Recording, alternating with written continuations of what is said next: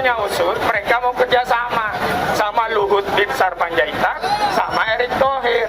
Disepakati akan dibangun namanya PLTS pembangkit listrik tenaga surya. Tapi lu kagak mau kalau yang membangun dari Singapura, perusahaan Singapura. Kenapa? Gak dapat gak dapat cuan. Maka yang bangun adalah perusahaan dari Indonesia. Perusahaannya adalah perusahaan punya Luhut BTS sama perusahaannya Erick Thohir. Ya, perusahaan Erick Thohir itu dimiliki oleh kakaknya Boy Thohir. Maka mereka bersepakat. Nah, karena dua konco ini belum bisa bikin panel surya, maka dia kerjasama dengan Cina, Cinsi namanya. Nah, dia yang akan support panel surya. Kemudian mereka sudah sepakat, ada yang support panel surya, ada yang bikin pembangkit, ada yang akan jadi buyer Singapura. Lahannya di mana? Datanglah Tommy Winata, di gua punya HGU, pakai, tapi HGU lagi bermasalah. Kerjasamalah dengan Otorita Batam. Kerjasamanya itu nanti di atas HPL Otorita Batam akan dibangun HGU, dan di atas HGU itulah dibangun proyek Eko Rempang City. Nah, karena kalau Tommy mau membebaskan lahan di situ, kan harus belanja nih, datengin penduduk. Bu, mau saya beli tanahnya boleh nggak? Nggak mau, kan susah. Maka kemudian distempel oleh Jokowi menjadi proyek strategis nasional. Nah, karena diberi stempel proyek strategis nasional, itu tidak perlu lagi belanja kepada penduduk, nggak peduli pada penduduk. Yang penting ini masuk proyek strategi nasional, ada HGB, ada HPL, ada HGU-nya, gusur. Solim apa solim? Jadi sejatinya proyek strategis nasional itu adalah proyek untuk cariin lapa oligarki untuk berbisnis dengan merampas tanah rakyat.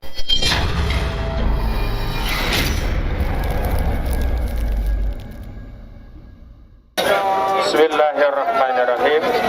Assalamualaikum warahmatullahi wabarakatuh.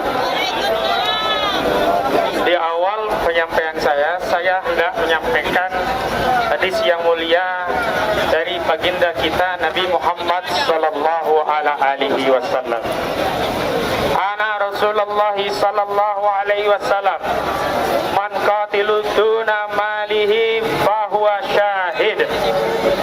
Sesungguhnya Nabi kita Muhammad sallallahu alaihi wasallam telah bersabda, siapa saja yang meninggal karena membela hartanya, maka dia syahid.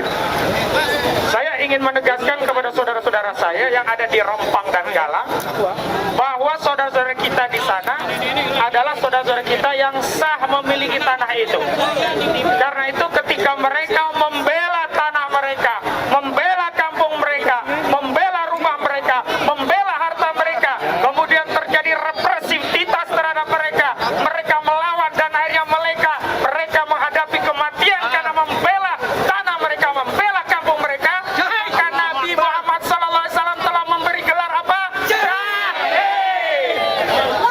Tapi bagaimana kalau aparat yang ditugaskan ke sana, TNI yang ditugaskan ke sana, Polri yang ditugaskan ke sana, Satpol PP yang ditugaskan ke sana, kemudian berbuat zalim kepada saudara muslim, kemudian dia terjadi celaka di sana, dia mati di sana, apa hukumnya? Mati sia-sia, ini terlaknat. Karena itu saya memberikan nasihat kepada saudara-saudara yang ada di militer, saya memberikan nasihat kepada saudara-saudara yang ada di kepolisian, saudara-saudara yang muslim yang akidahnya la ilaha illallah Muhammadur Rasulullah, maka berhentilah berbuat zalim kepada saudara sendiri. Jangan ikuti komando pimpinan kalau komando itu akan berbuat zalim dan mencelakakan Anda baik di dunia maupun di akhirat. Takbir. Jadi sebenarnya kasus Rempang dan Galang ini seperti apa nih? Saya kasih ya ringkasan sederhana. Ini saya kutip dari Gugun Pragianto, pengamat kebijakan publik.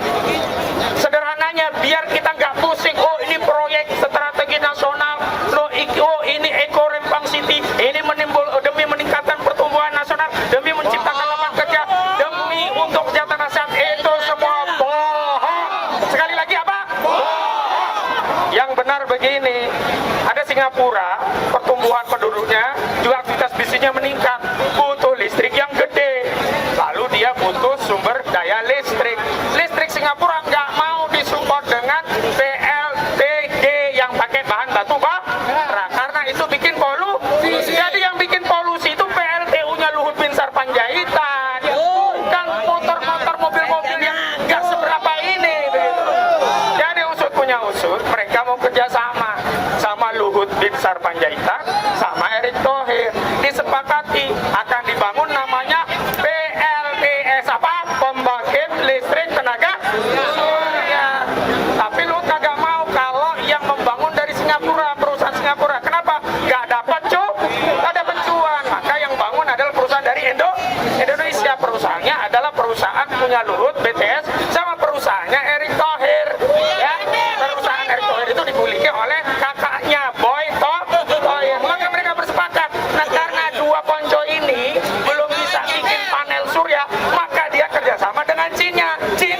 dananya. Nah, ya yang akan support panel surya. Kemudian mereka sudah sepakat, ada yang support panel surya, ada yang bikin pembangkit, ada yang akan jadi buyer Singapura. Lahannya di mana? Datanglah Tommy Winata, di gua punya HGU, pakai HP HGU lagi bermasalah. Kerjasamalah dengan Otorita Batam. Kerjasamanya itu nanti di atas HPL Otorita Batam akan dibangun HGU, dan di atas HGU itulah dibangun proyek Eko Rempang City. Nah, karena kalau Tommy mau membebaskan lahan di situ, kan harus belanja nih, datengin penduduk. Bu, mau saya beli tanahnya boleh nggak? Nggak mau, kan susah. Maka kemudian distempel oleh Jokowi menjadi proyek strategis nasional. Nah, karena diberi stempel proyek strategis nasional, itu tidak perlu lagi belanja kepada penduduk. Nggak peduli pada penduduk. Yang penting ini masuk proyek strategi nasional, ada HGB, ada HPL, ada HGU-nya, gusur. Solim apa solim? Jadi sejatinya proyek strategis nasional itu adalah proyek untuk cariin lapa oligarki untuk berbisnis dengan merampas tanah rakyat. Solim apa solim?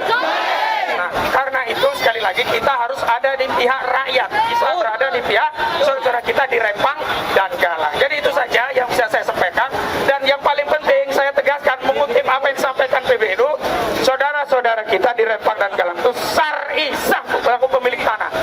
Karena Nabi SAW telah bersabda, ya, barang siapa menghidupkan tanah mati, ya, man ahya ardon fahuwa lahu, siapa yang menghidupkan tanah mati, tanah nggak pernah dikelola, nggak pernah ada pemiliknya, dihidupkan, dikelola, maka itu miliknya.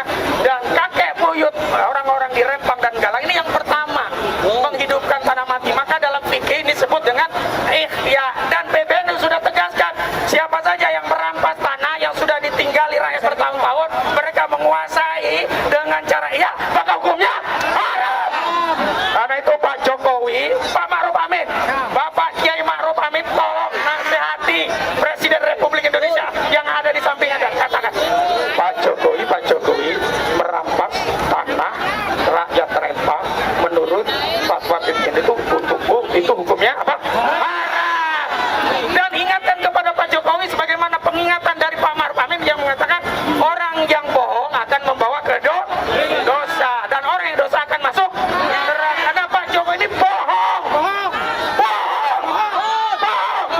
Karena dalam kampanye 2019 yang lalu menjanjikan paling lama 3 bulan akan terbitkan sertifikat untuk kampung-kampung tua, 16 kampung tua di Rempang dan Galang.